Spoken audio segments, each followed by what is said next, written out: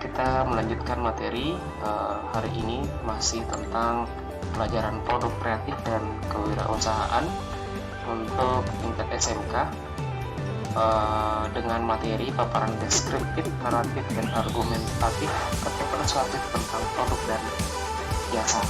Deskriptif tentang produk dan jasa, kemudian siswa dapat memahami paparan naratif tentang produk atau jasa. Kemudian siswa dapat memahami paparan argumentatif tentang produk dan jasa. Kemudian siswa dapat memahami paparan persuasif tentang produk dan jasa.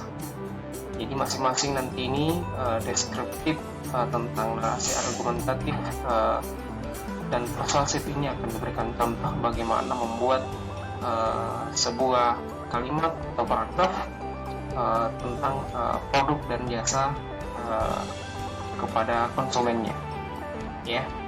Baik, selanjutnya jadi materinya kita bagi menjadi 4 bagian, yaitu tentang bagaimana mendeskripsikan tentang produk atau jasa, kemudian mendeskripsikan tentang secara naratif dan secara argumentasi atau argumentatif dan secara persuasif yang sifatnya untuk jadi sebentar kita bahas bagaimana sebenarnya tentang deskriptif, naratif, argumentatif, dan persuasif. Baik, kita langsung ke materi. Jadi sebelum kita bahas tentang paparan deskriptif dan naratif dan argumentatif dan atau persuasif tentang produk dan jasa ini, jadi dalam sebuah pemasaran diperlukan sebuah promosi yang mengandung unsur deskriptif, naratif, argumentatif dan persuasif yang tak lain dan tak bukan untuk menarik minat konsumen untuk membeli. Jadi dalam pemasaran produk kita sering memerlukan teks yang menyertai sehingga informasi tentang produk dapat diterima oleh masyarakat atau target pasar. Dalam dunia modern ini sudah banyak lembaga periklanan yang menyediakan jasa pembuatan teks penjualan atau istilahnya copywriting. Namun alangkah baiknya setiap pengusaha menguasai kemampuan ini. Ya, oleh karena itu, paparan deskriptif, naratif, argumentatif, dan persuasif tentang produk barang dan jasa ini menjadi hal yang salah satu pokok bahasan yang penting untuk dibahas di dalam mata pelajaran produk kreatif dan kewirausahaan. Jadi mata pelajaran ini tentunya untuk mencetak pengusaha-pengusaha muda di tingkat SMK sesuai dengan bidangnya masing-masing. Jadi inilah pentingnya tentang pembelajaran paparan deskriptif dan naratif. Ya, intinya sebenarnya adalah bagaimana membuat kata-kata atau mungkin teks sehingga orang bisa menarik untuk membeli barang atau berminat dengan jasa yang kita tawarkan kepada konsumen. Baik, selanjutnya kita bahas satu persatu. Jadi paparan deskriptif tentang produk dan jasa itu seperti ini. Jadi merupakan paparan yang menggambarkan suatu objek yang dibuat dengan susunan kata-kata yang dapat merangsang konsumen sehingga konsumen dapat merasakan apa yang ditaruhkan dalam produk tersebut. Jadi sifatnya deskriptif, ya, penggambaran. Ya, intinya adalah kata penggambaran. Jadi contohnya seperti ini. Ini contohnya, ya. Menjadi pengusaha muda bukan hal yang mustahil. Sosok pengusaha muda di zaman modern ini bukan lagi pria dewasa yang sehari-hari menggunakan jas, berdasi, sepatu kulit mengkilap, membawa koper kulit, dan pulpen mahal. Saat ini banyak pengusaha muda usia belasan tahun yang menjalankan bisnis dengan masih memakai baju di rumah, sambil menggunakan sandal jepit, duduk di depan komputer sambil menikmati kopi dan cemilan.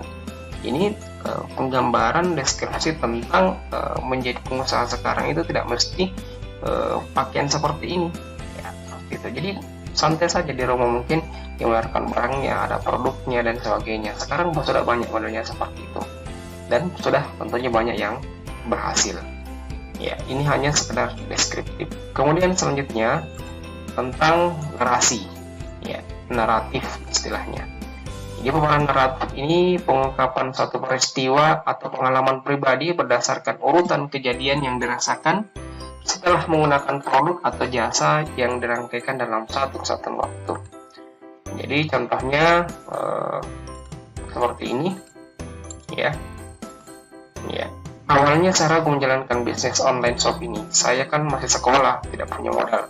Tapi saya memberikan diri. Saya memulai dengan mencari produk yang sesuai dengan minat saya, yaitu pernik remaja putra.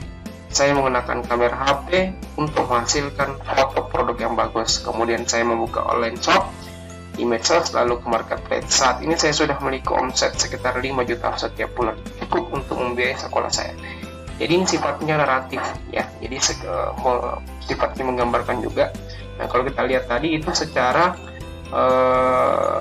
berdasarkan urutannya ya, kemudian kejadian dirasakan seperti apa. Jadi dia menjalankan online shopnya mulai dari dia masih sekolah, tidak punya dalih tapi memberanikan diri. Dia punya HP, kemudian foto, kemudian disebarkan, kemudian di-share ke teman-teman dan melalui media sosial, akhirnya bisa mendapat keuntungan sampai 5 juta per bulan. Nah, seperti ini kalau mungkin kita lihat siklusnya seperti ini, dia kirim, kemudian kesebar, kemudian dia jual dan sebagainya ya, seperti itu.